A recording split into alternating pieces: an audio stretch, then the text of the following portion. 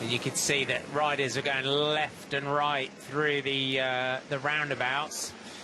And the rider that's gone down there, Silvia Zanardi, so human-powered health were working, you would say, for Zanardi. And unfortunately, their sprint has gone down there. Yeah, let's just see what happened exactly as they came into that turn. Touch of wheels, it looked like, with the lead-out rider just in front. What a shame for human-powered health. You just saw they were getting organised and bringing Zanardi through towards the front, straight on the radio to the teammates. Unfortunately, they got her GC standing, but she would have been a potential for the sprint today. That's such a shame for Zanardi. Such a shame, just as we were talking about how hectic this run-in potentially could be.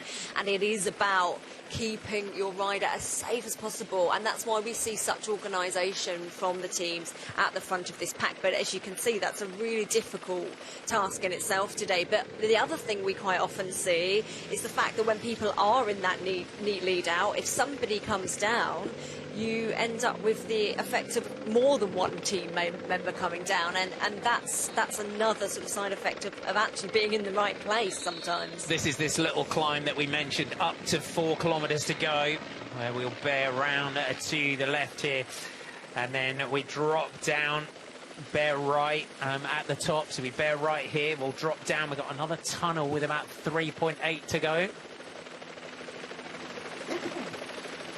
So we're just ticking off the kilometres on this run-in towards the finish. There's the tunnel, goes through under that bridge, through that short tunnel that we've got, and then we'll have a slight kink to the right with 3 kilometres to go. So that takes one team, unfortunately, out of the mix in this lead-out with Silvia Zanardi. She's not going to get back in here. You got DSM Firmenich Postenel looking to try and lead out this sprint. It's quite chaotic. It's just Liverlula Jaco that have got control over the front. Lotte Kopecky, you can see in that red jersey as the leader of point. She's got Elena Cecchini in front of her. Lisa Longo Borghini in the Maglia Rosa just surfing around the front here. So experienced is Longo Borghini. She just needs to keep an eye on where Lotte Kopecky is in this sprint. But Liverlula Jaco doing a great job here at the moment for Ruby Roseman Gannon.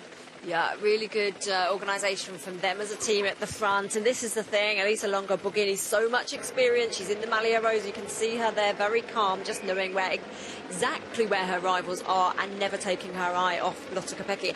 And we know her versatility over the years, as you mentioned earlier, has increased and increased to the point that she is no slouch in trying to get up in that top 10 in a sprint finish.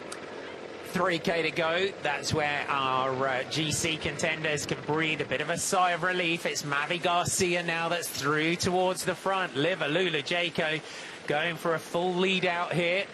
So good to see Garcia getting up there just to do a bit of work for teammate Ruby Roseman Gannon. EF Oatly Cannondale, Letizia Borghese is the rider that looks like that they're working for in this one. And Uska Costa, who we heard from before the start of the stage, that was looking to try and get in with a bit of a sprint. We're seeing Martina Alzini in the red and white just on your right there for Cofidis. Bit of a coming together there for Femke Geretze. Arlena Sierra on the left with that M on the shorts, the national champion of Cuba, just getting brought through here. It looks like on the wheel of Liana Lippert for the sprint. You can just see the way that Lotte Kopecky is just gently asserting herself where she needs to be. Such a wealth of experience as a rider, and you can see her just gently leaning, if she's in a place she doesn't want to be, to make sure she reasserts that sort of dominance.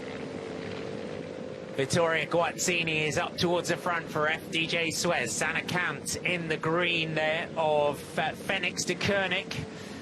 Through the 2 kilometre to go point. Nina Kessler leading out here for EF Oatly Cannondale. Lotte Kopecky poised and ready in that red jersey.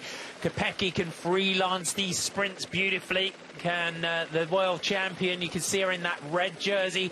That seated acceleration from Kopecky. No energy wasted at all. Vittoria Guazzini has just latched herself onto the wheel of Lotte Kopecky. Milena de Zutter in the red and blue there for Ceratizit WNT. Here comes Eleonora Gasparini on your left in the orange and purple colours with Chiara Consoni right there. Alzini just trying to surf the wheels here for Cofidis. Kopecky moves out. 1.2 kilometres to go. This is our penultimate corner. Right-hand bend, and then we have another with 250 metres to go. And Kopecky never panics. She freelances. She wheel surfs so well. She knows exactly who's about to go and make their move. And even if it's not her own entirety of a lead out, she knows what wheel to hop on, who's going to make a move, and she never falls out of position. Kessler on the front. We have one turn to come with 250 to go. So positioning is going to be vital for this final corner. FDJ Suez now hit the front for Vittoria Guazzini. Milena de Zutter is right there. Guazzini just getting shuffled back just a touch. Here comes Gasparini with Consoni right on the wheel. Persico delivers Gasparini into the right position. Ceratizit WNT did a great job for de Zutter on stage 2, but here goes the launch to the line from Guarishki.